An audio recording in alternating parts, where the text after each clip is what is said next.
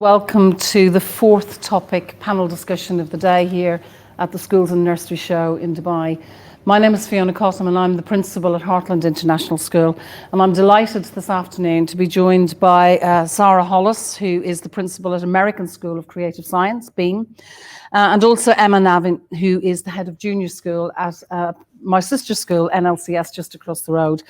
The topic that we've been asked to discuss today is one that I'm sure is it plays at the forefront of parents' minds and has done throughout the last 14 months of the pandemic. And it is anxiety in children, spotting the signs, supporting and managing. And I think, ladies, it's fair to say that children have always suffered from levels of anxiety. Perhaps the pandemic has enabled us to have more open discussions and dialogues about it.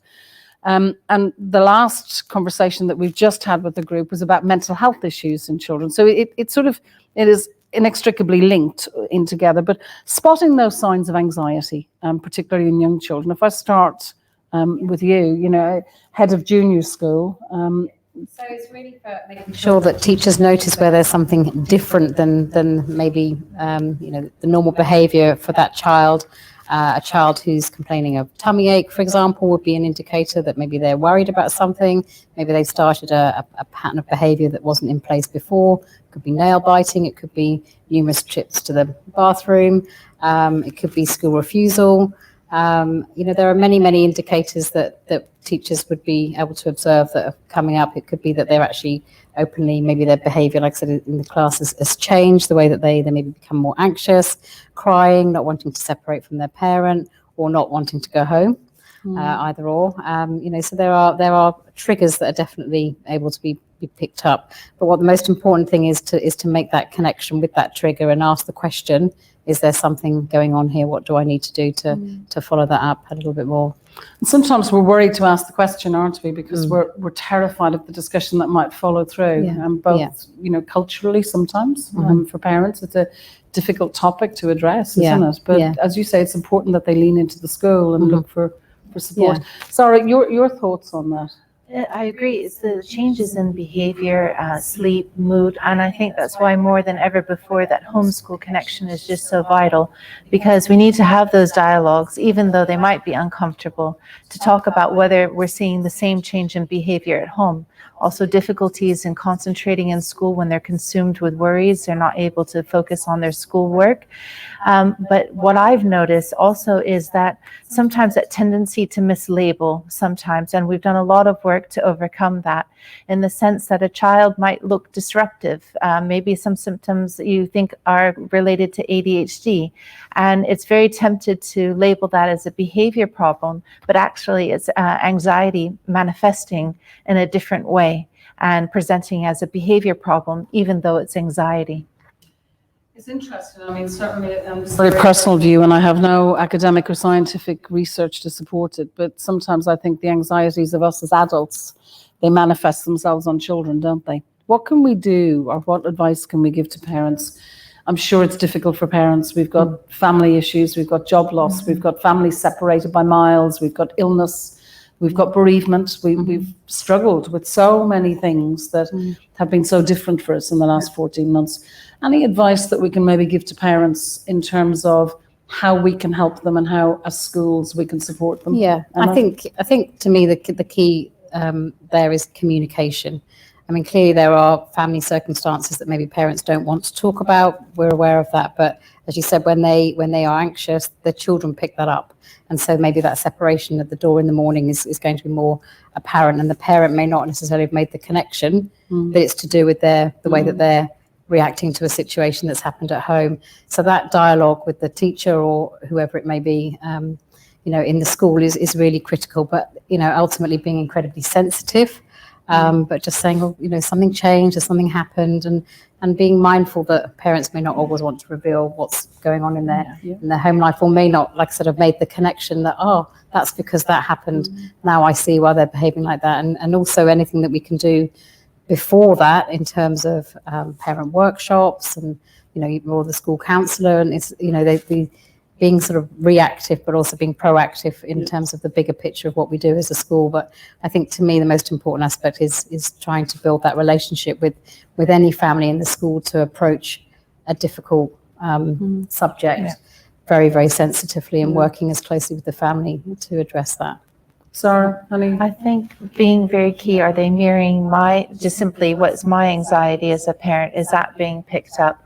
But also I think now, especially this day and age with what's on the news and also COVID and, international news in general, I think being very aware of how much they're listening to our conversations about what's going on, and then trying to make sure that some of our conversations shift to the positives in the news and the positives that are going around, even related to the difficult situations. But I think we have to be conscious of what we're saying in front of them, and also role modeling how we manage our own anxiety.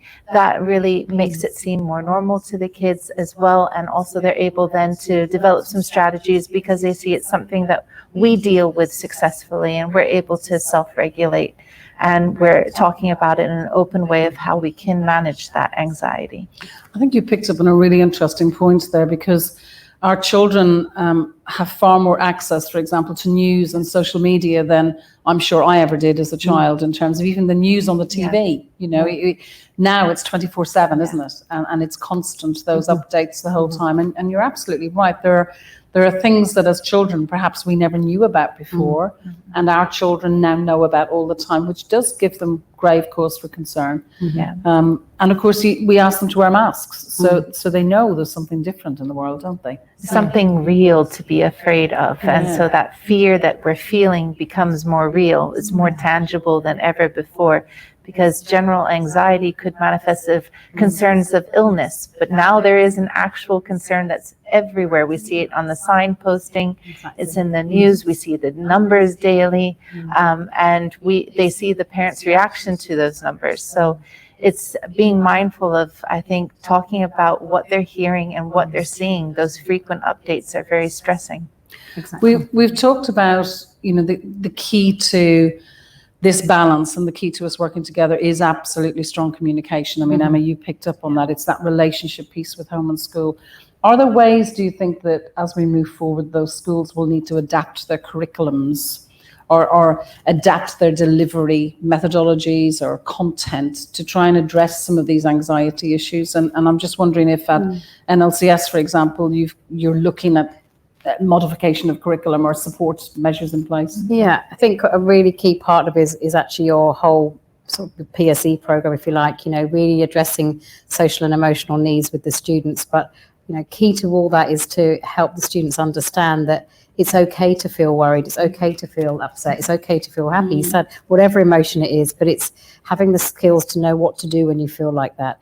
So I think, more, and particularly this year as well, when I think, wearing of a mask and sometimes they're not being able to get a true sense of how the child is actually feeling, doesn't necessarily come across in the same way that it would do before, is to really make sure that you're providing within the curriculum those opportunities for various themes to be discussed, to be addressed, and we have a particular program that we've been looking at this year to really help the students understand about self-regulation, and to what strategies can we use, and really applying, teaching them some specific skills that they could use when they feel like that. It's okay, but what could you do? Maybe you just need to sit quietly, take a few deep breaths. I mean, there's a bigger picture, of course, when it's related to anxiety, but just some strategies to help them through that. And I suppose you weave it into an IB curriculum, don't you? It falls in place through different strands of the curriculum that we can address those. I think coupled with the strong moral education program that the government has put in place, it does help us address some of those with social studies. I'm sorry, you're an American curriculum, so again, how are you addressing those types of issues or making modifications? Yeah, we're trying to, what we've done is we've actually dedicated, half an hour every day to, personal, social, emotional health, but we've really made mental health a stronger priority focus this year, because talking about mental health really does help take the stigma out of it. Yeah. It's okay not to be okay. And for all ages, it's really important, even the KG, to understand what are emotions, how do they change, how do we, as you said, self-regulate, really practicing some of those mindful techniques within the school day as well has really helped. Integrating that into PE, also more education, has helped to talk about mental health in some of their units as well, but really making it a priority focus, talking about that mental health. And then for kids to understand when this emotion is a bit more intense than usual and how to then ask for help. Our priority focus has been knowing who to go to when I'm not okay. And it's really important to us that 100% can say, I know who to go to if I'm not okay. And having those self-referral QR codes around the school, indiscreetly just, saying, I'm not okay. I need someone to come see me. So that's really been a priority focus this academic year, more so than ever before, because I think the social situation has just highlighted that. And imagine being a kid with anxiety in the school with social distancing. You want that to feel that connection and sometimes need that because you're feeling so overwhelmed. Really finding how to then give them alternative coping skills and strategies to manage that anxiety when they're just feeling like I need a hug, but I can't have a hug right now. Yeah. Do you know, isn't it quite incredible though that we're actually having this conversation and how powerful it is that we're sitting here today having discussions about children's mental health, about their anxiety and about their needs, because you're absolutely right, Sarah, for too long these types of things have been very much taboo subjects. Let's just get on with it and everybody will be okay. And there's a difference between not being okay and resilience. We're trying to, inculcate those skills of resilience and coping strategies, but that doesn't mean you're still not going to have bad days, does it? Yeah, exactly. So we've got some questions coming in actually, just from parents, and there's an interesting question here, and I wonder if either of you are happy to ask. It's my teenager seems to be becoming more and more withdrawn. We're actually in Abu Dhabi, but he's been on distance learning there for nearly all of the year. So of course we know that's been very difficult. He spends so much time on his computer and then only wants to speak to friends while playing video games. Should I be worried that he doesn't want to interact in person with others, or will this pass?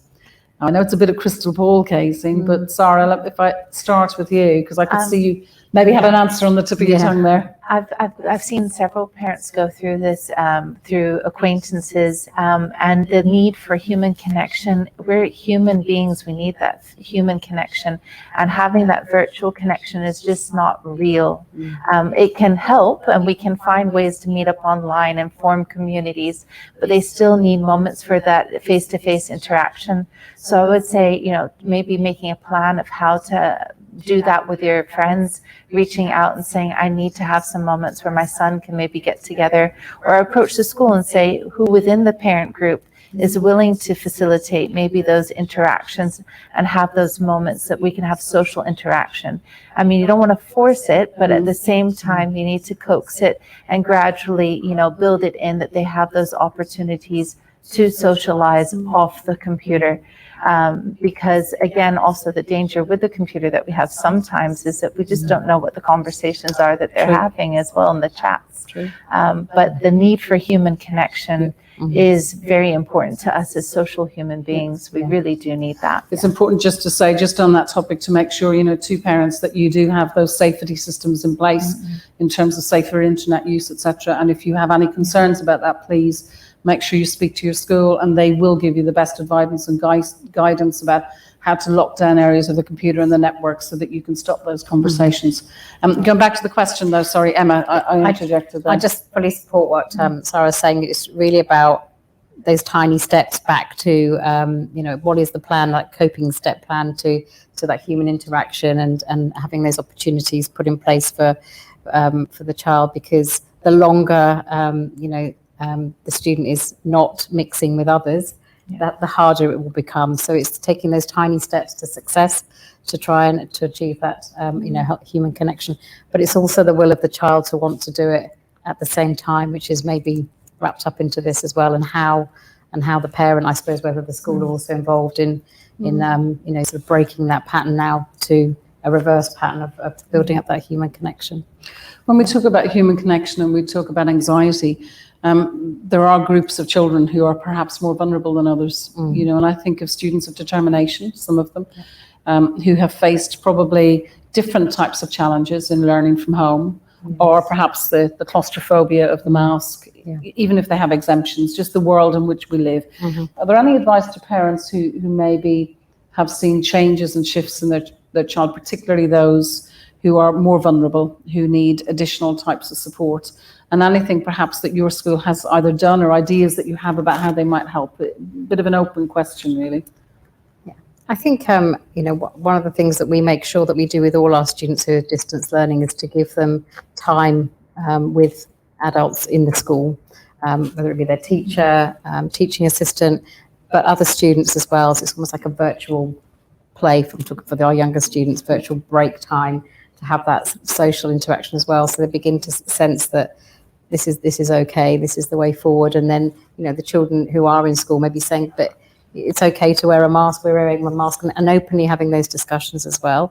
And we've done that with some of our students who we know are going to come back to school, but have been distance learning for a considerable amount of time, and that level of worry that's there. So we've sort of facilitated additional sessions to support them with that, so that they're prepared for a return. Okay. And especially with some of our students that struggle with social communication, really having those social play groups and, with peers, understanding the condition the child might have, and, being able to role model social play with the child in a safe setting, of course, with social distancing.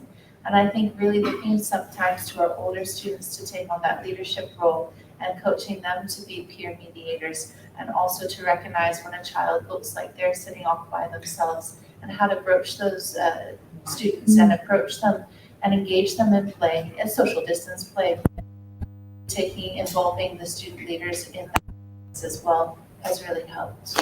Your comments are very closely linked actually to another question that we have from a parent, which is, due to the pandemic, my 5-year-old hasn't been to nursery. And we know quite rightly some parents have made difficult choices to work from home, and they've needed to as well, either for financial reasons or indeed for health and safety reasons. And we respect all of those decisions. But this parent says, I'm worried that he doesn't know how to socialise. He hardly has any contact with any other children. What can I do to now get him ready for school? And you started to touch on that, actually. You were talking about socialisation. Yes. I'm just wondering how we can help this parent in answering their question. I mean, I know the school year is wrapping up, but even if it was, approaching the school now to say, how could we maybe have some sessions with, social play to get them prepared to come to school within the school setting. Also making a plan with the school. How are we going to what, skills are needed in order to be successful for a September start, and the plan for welcoming the child in on that day, and what his week might look like, or the first month might look like, if we're concerned that the social anxiety might be there.